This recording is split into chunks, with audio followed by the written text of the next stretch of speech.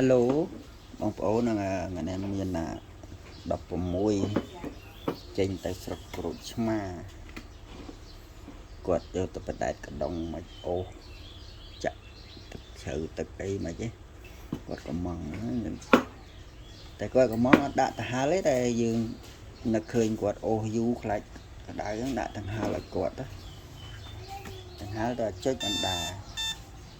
ប្រឡែង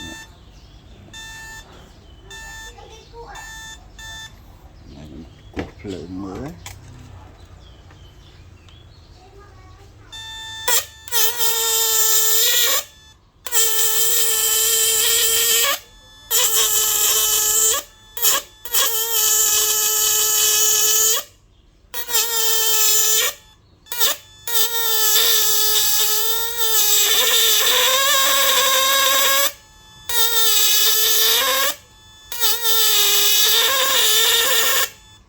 ដូចពោះផ្សាស៊ីដែកអស់នេះ